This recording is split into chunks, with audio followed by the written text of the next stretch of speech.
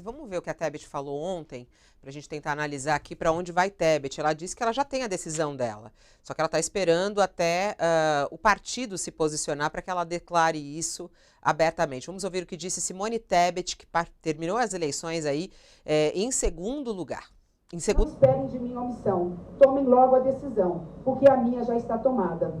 Eu tenho lado e vou me pronunciar no momento certo. Eu só espero que vocês entendam que este não é qualquer momento no Brasil. É importante que a gente durma e depois olhe o resultado da urna, em cada estado, em cada voto que o cidadão deu, para a gente entender que este é muito mais do que qualquer momento, um momento de decisão e um momento de ação.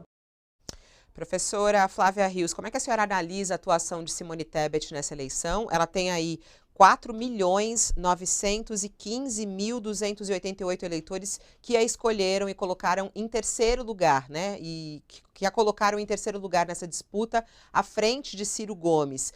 Qual deve ser o rumo de Simone Tebet? A senhora espera que ela divulgue aí um apoio a Lula? Acha que vai por esse caminho, como ela tem demonstrado?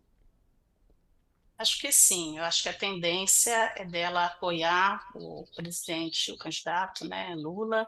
Eu acho que a Tebet saiu muito vitoriosa nessas eleições, ela chegou por último, né, se nós observarmos, e ela foi ganhando espaço, um espaço grande, expressivo. Nos debates eleitorais, ela se destacou, ganhando inclusive o primeiro debate, ela teve uma visibilidade importante, apresentou pautas significativas, especialmente para o eleitorado feminino, ela com a sua representação, sua representatividade como mulher, mas também um discurso muito alinhado que alcançava, inclusive, as eleitoras que iam de vários campos ideológicos, né, da direita à esquerda, propondo uma paridade de gênero em ministérios, propondo políticas de saúde, falando da mulher, da situação da pandemia. Ela trouxe a questão da pandemia, que é o calcanhar de Aquiles do Bolsonaro. Ela foi capaz de desestabilizar o Bolsonaro também nos debates. Então, ela se apresentou como uma candidata forte, potente, não só agora para essa disputa eleitoral. Eu acho que ela vai ser ela e a representação que constitui esse eleitorado da Tebet, mas também com quem ela dialoga para além exclusivamente do seu eleitorado, ela vai ser aí um fiel da balança, uma figura importante, especialmente por essa centralidade de São Paulo, né? São Paulo se tornou agora também um lugar muito decisivo, porque o Rio de Janeiro já está totalmente concentrado e dominado pelo bolsonarismo. Então, São Paulo vai ser muito decisivo e eu penso que a Tebet vai ser muito importante. Eu penso também que ela tenderá pelo seu discurso ontem, né, ela acenou, né, que a despeito das decisões partidárias, ela assumiria uma posição pessoal e as pessoas estão votando na Tebet, né, na verdade, na figura dela, no discurso dela. Então, quem ela for apoiar vai ser muito decisivo. Eu acho que ela já apresentou que não terá neutralidade. O discurso do Ciro foi muito mais ambíguo,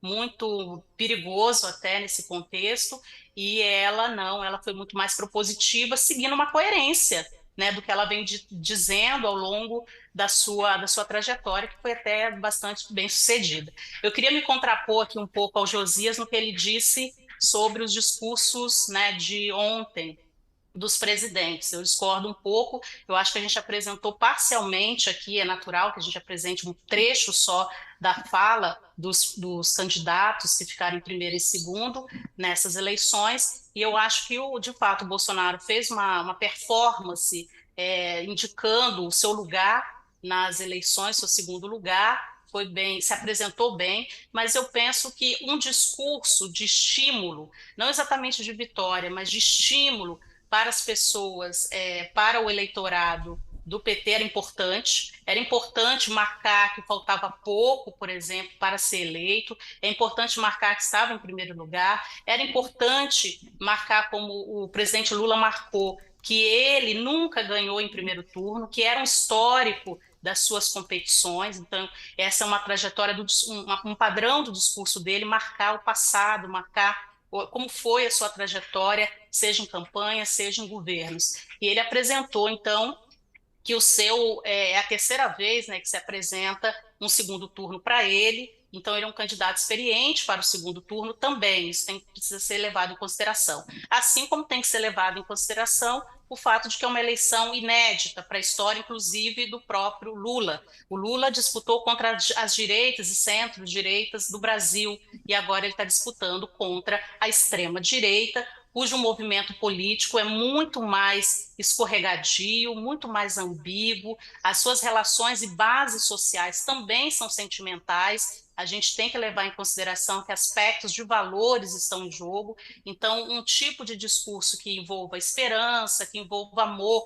porque são esses os sentimentos também que são movidos nas eleições, e especialmente nos contextos em que os resultados aparecem, né? Os resultados aparecem em contextos de muitas emoções. Então, os candidatos têm que expressar emoções. A emoção que o Bolsonaro preferiu foi de humildade, etc., que é importante. A emoção que o Lula quis transmitir é de coragem, de força, também de que estava ali uma vitória para ser alcançada. Ele não poderia apresentar um discurso derrotista, mas de fato ele precisa adequar um discurso para o eleitorado da Tebet, né? Ele tem que adequar um discurso para um eleitorado indeciso também que está ali, que caiu bastante, o nulo, o branco caiu bastante. Então ele tem que se adequar a esse discurso e tem que se concentrar no que o eleitorado paulista quer, por exemplo. Então isso é um desafio muito grande, aí tem que ter uma adequação de propostas, e o perfil do eleitorado feminino está em jogo novamente nesse segundo.